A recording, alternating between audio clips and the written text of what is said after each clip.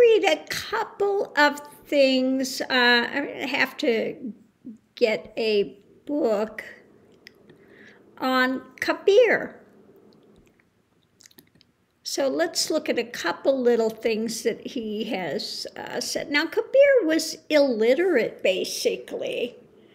So somebody around him, jotted all these down. It said the only thing he could write was one thing he learned to write was the name of Ram, okay? And that was it. He was a weaver. He lived his life. He was an enlightened being, okay? He did the internal search, and he gave it to both sides. As you'll see in the first one I'm reading, are you looking for me? Okay? Are you looking for me? I'm in the next seat. My shoulders against yours.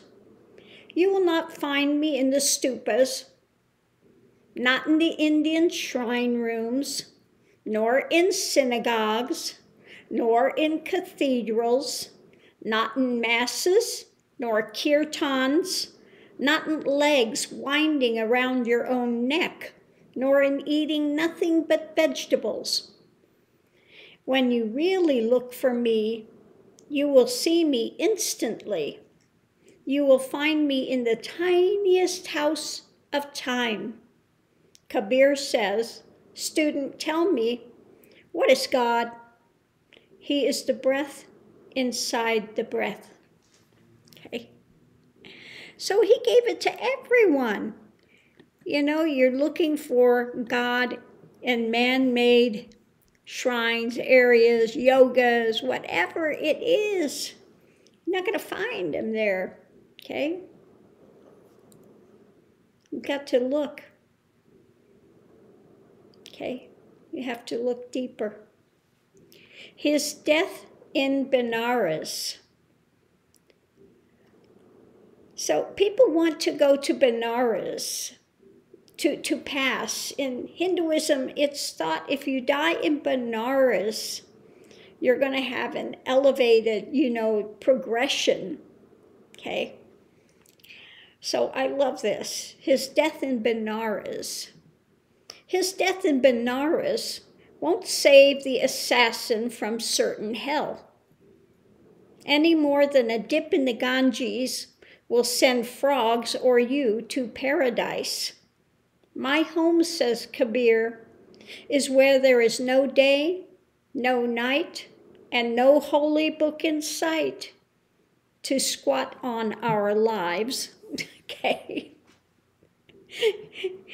Needless to say, was he out there saying sweet nothings? Okay? No. He gave the truth. He was honest in it. But of course, those that are walking those paths, that are going and praying, at shrines or doing yoga, whatever they're doing, did not want to hear what he was saying, okay? He was just put it out there, okay? Let's go to another one. I laugh when I hear that the fish in the water is thirsty, okay? I laugh when I hear the fish in the water is thirsty. You don't grasp the fact. What is most alive of all is inside your own house. And so you walk away and you walk from one holy city to the next with a confused look on your face. Kabir will tell you the truth. Go wherever you like, to Calcutta or Tibet. If you can't find your soul is hidden, for you, the world will never be real. If you can't find where your soul is hidden, for you, the world will never be real. In other words, you're going to stay in Maya, illusion, okay? The word world becomes real. It becomes Leela. It becomes the play of the divine once one has entered realization and has seen, this great paradox, okay? Has seen the truth, okay? It's like the great cosmic joke in the end. You're going here, you're going there, all over the world looking and seeking for God. And it's right there. You couldn't have gotten away from it if you tried. Because if you'd gotten away from it, there would be no life. The fact that you have life and you have breath means that you are within that divine is.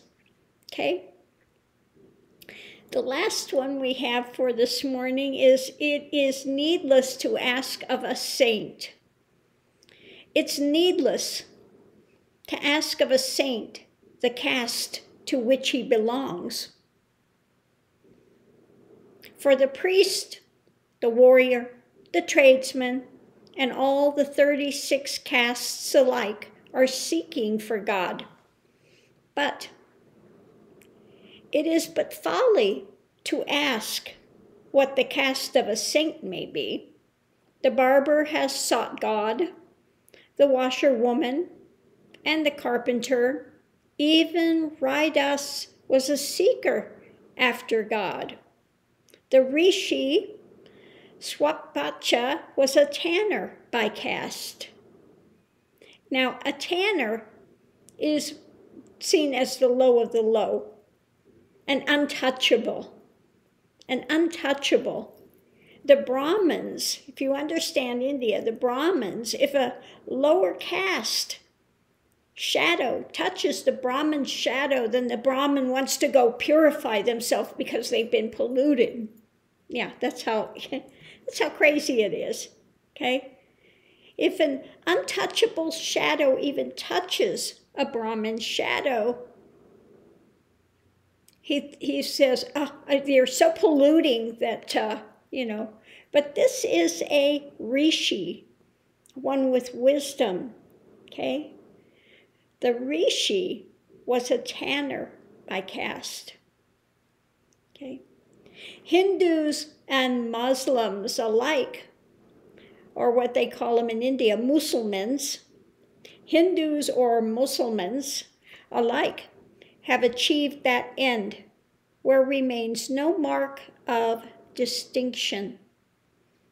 So all these ideologies about conditioned mind implodes. There is no more attachment for caste, hierarchy. All of that drama goes out the window, okay? One is much more than they thought and much less than they thought, equally at the same time. Now, how can that be? How could you be much more and much less, okay, at the same time? Okay, one finds it doesn't matter who or what it's out there. We all have the same amount of the divine is. All, no matter what is seen. That's why, as a teacher, I say to students, the only difference is I'm awakened and see it now while they still have some obstructions. But doesn't mean I have more of the divine is than they have. That's not the case. Okay, that's not the case.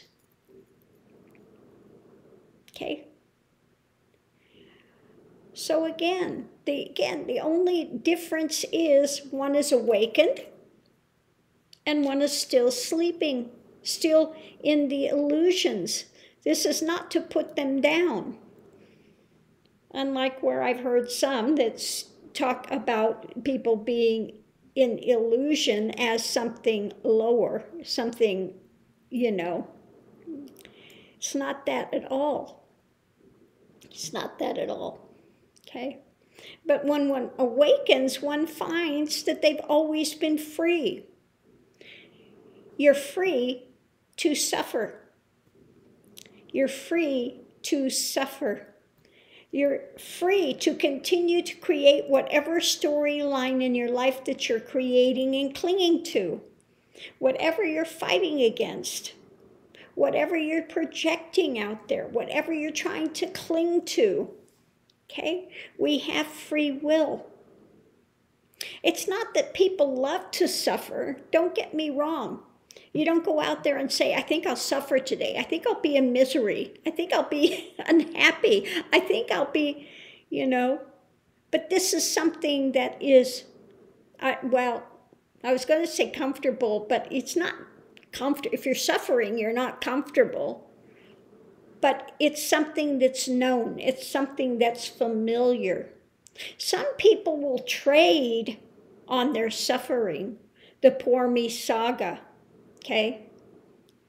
The poor me saga. And if they lose that, then what? That's terrifying. If they lose the abuser, then what? That's terrifying. Then I would be on my own. And, all of these other projections and fears and things keep them bound. Okay? But again, when one finally deconstructs, ego deconstructs, it implodes, the mind stills, there is just absolutely at that point, that clarity of consciousness to be able to see. Okay. One sees that the only thing that they needed to be freed from was the mind spin. That's it. When you're in suffering, and you're really in suffering, a lot of suffering, all you want to do is be out of the world. I don't want to be here. I want to get out. I'll do anything to get out. You're praying for death, literally. If you are praying for death, you are suffering. Okay? I know. I've been there. It's why my book is called From Hell to Heaven. Because you start out in the hell realm. Okay? Of things that you are clinging to, fighting against, okay, that are keeping you on this wheel and drama in the soap opera of your life, okay? But when everything deconstructs and one sees, and I don't mean just, this offhanded seeing and saying, well, yeah, okay, I'm not the body, I'm not the mind, I'm not these. Well, no, it's got to be a deep, deep, deep cognition. It's not just something over the top of your head, It takes something very deep. A wisdom that you are not the body. You are not the mind. You are not the emotions. You are not these experiences. You are that which is aware of them. You are that awareness, that awakeness, that awokeness. And the higher one gets in vibration, the higher in consciousness, the more awake and the more one can see what is there versus what is not. Versus what is in dream state, what is in, illusion, So again, part of the journey, if you're going through it, you may have consciousness as things awaken, as they elevate. You may have the awareness at night when one's sleeping in lucid dream state, It's not going deeper, closing down. It's awakening, opening up, That one has awareness of lucid dream states. Now, let me tell you, the first time you have this lucidity and you see yourself snoring, it's rather humorous, Or you are engaging the dream as it's happening, You're able to modify the dream as it's taking place. And you can have fabulous dreams, flying dreams, okay? Beautiful dreams, okay, of absolute, pure, crystal clear waters that go down forever, okay? And you can swim through those like a fish, like an airplane just going through the air, just through these waterways, etc. Okay? Mystical, magical things that one can encounter, okay, in the dream state, okay? But you know it's a dream state as it's taking place. There's no confusion in it, okay? But one continues the journey, okay? Continues. You go through all of the levels and layers of consciousness. The first one, fight or flight, survival mode, okay? The holding of egoism, egotism, powers, etc. The heart. Where is the heart? Is it a light heart? Is it wanting the best for people? Or is it a dark heart that it's for me, and anybody that comes against me, I'm going to go against them and I'm going to make them suffer, okay? Go through the heart. You go through the speaking. What is it you are calling into being by your speech? What is it? What is the vibration that you're putting out there? Okay? Then you go through the more rarefied areas. Okay? And it finally transition. Okay? So it's all a path of discovery. And you will have some teachers out there, and the ones that people love to gravitate to are the ones that have big name, fame, stage, because usually they are feeding people what they want to hear. They're feeding them little tidbits of things that they can grasp to, that promise them powers, promise them to have more control in their lives, to it's all ego-based. It's ego-based. They will give those things that feed egos, okay? And then you have ones like Kabir. Ones, which I'm more in alignment with the Kabir type that's going to just put it out there, okay? And that's it. It's truth, but it's truth that people don't want to hear many times. They'll fight against, kick against, okay? But it comes from truth.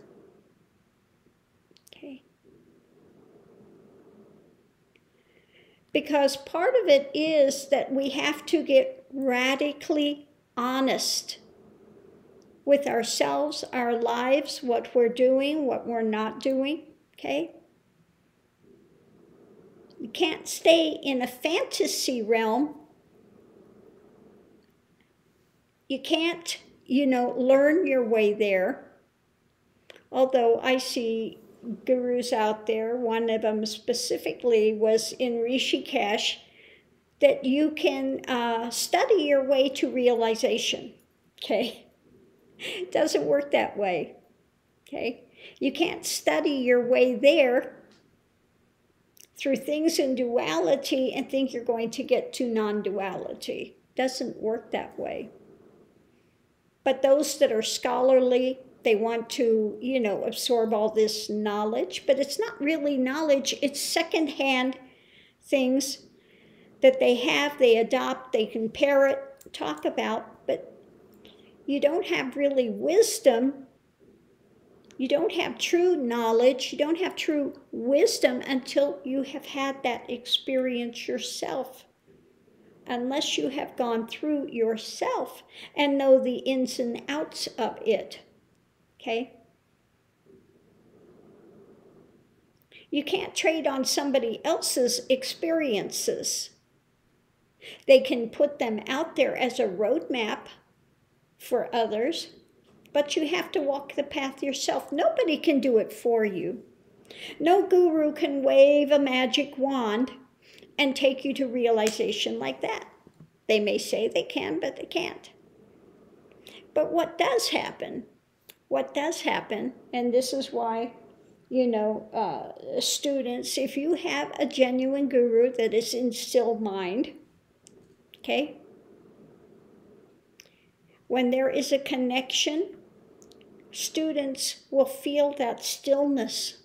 They want to have darshan. They want to have that time of meditation with the teacher because their mind's still. It aids them in stilling, okay? It aids them to open to these awareness. There is a shift that can take place. And that's no BS. It either happens or it doesn't happen, okay? But for those that have that experience, they know it's genuine, okay? They know, that's why I say the proof is in the pudding. It's either there or it's not. There is either that stillness there or it's not, okay? So I'm going to leave this here. I hope you've enjoyed a little bit of Kabir, okay? And again, I have somebody that's out there that says, I say that I'm the only realized one on the planet. I'm the only one. No, I've never said that, never intimated it in the least. I've said, though, and I continue to say, you're not going to find it in these ones that are out there for name, fame, fortune, big name gurus, because they're trading on giving things to people to aid ego, to enhance ego, to play in to the conditioned ideology. They're going to give you exactly what that conditioned ideology is. They're going to look a certain way, talk a certain way, present a certain way on the stage. But then so many times you'll hear behind the scenes that something else totally is going on. They're not authentic. They're not giving reality. They are giving a play. They're giving a projection. They're giving a fantasy that people want to buy into and cling to, okay?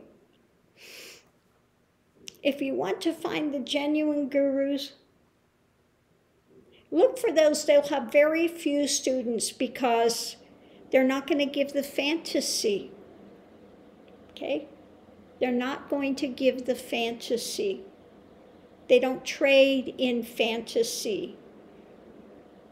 They trade in truth. So yes, I am sure there are many more out there. But again, they will bypass name, fame, fortune because they want to give truth. Now, in my own life, I had a number of times that I could have become big name guru.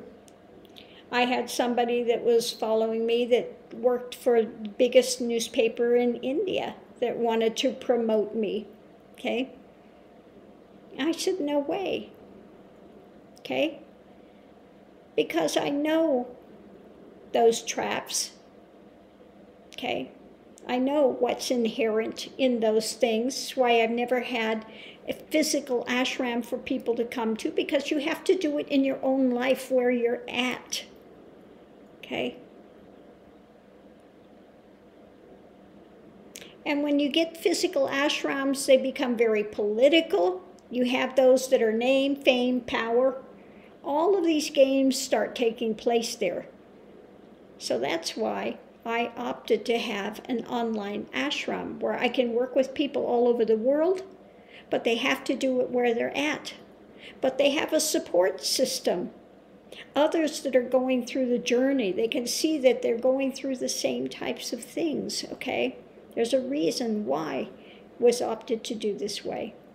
Now, the other thing that I had that I could have traded on, boosted myself up there, created a big name, was, I have to laugh at this one, a soccer team that was winning.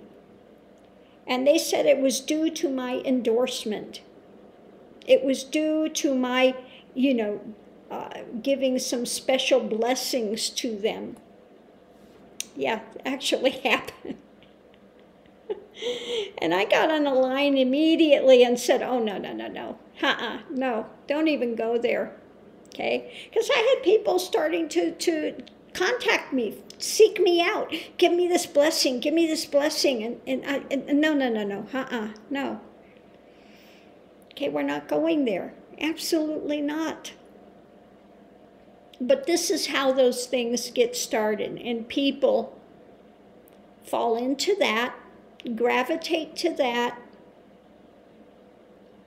okay? Go into that ego drama and push that narrative, okay? But those are the things you shut down immediately, okay? It's kind of like little, Satan when he went to Christ, and all you have to do is bend down and worship me, and everything you see here can be yours. It's all yours. That's all you have to do. Just bow down to ego, okay?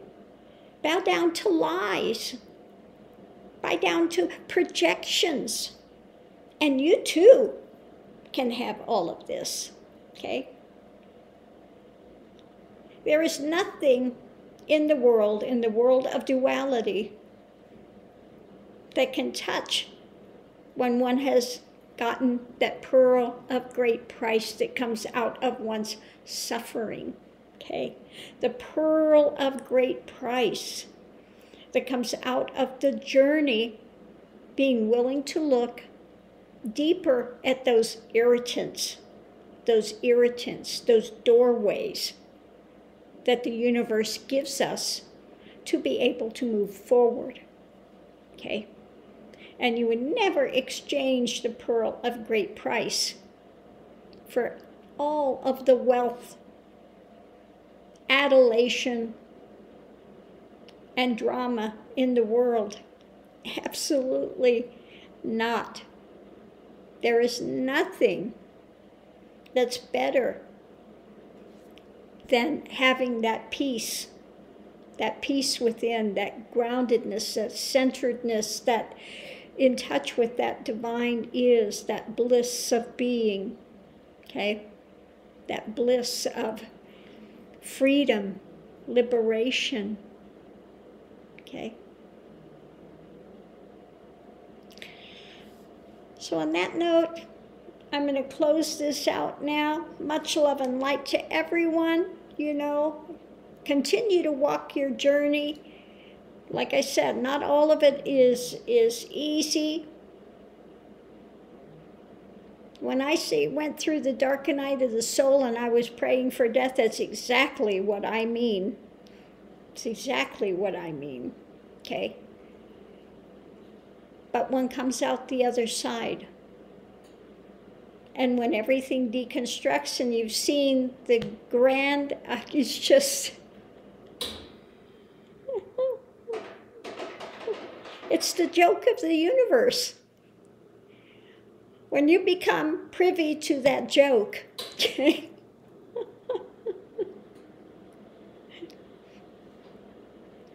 then you leave the baggage at the station, okay? I don't need that baggage. Okay? And you go forward. And you enjoy life for what it is and also for what it's not. Okay? There's a whole radical change of consciousness, understanding. Okay? So definitely make the journey. Okay? It is well worth it in the end. Love and light. Thanks for tuning in.